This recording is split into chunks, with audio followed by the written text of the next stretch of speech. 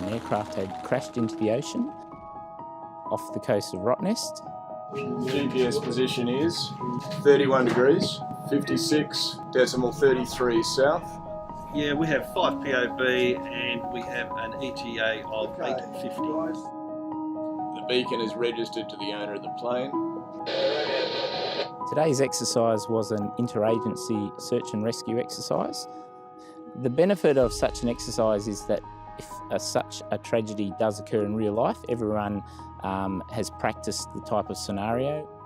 There's an enormous amount of preparation involved, both, I guess, emotionally as well as physically, and these drills help you get used to the scenario. They're extremely important.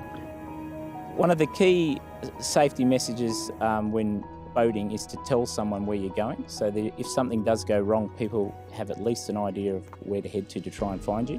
The advice is always to be wearing a life jacket, ideally with retro-reflective tape, which is standard these days, and if at all possible, high-vis gear.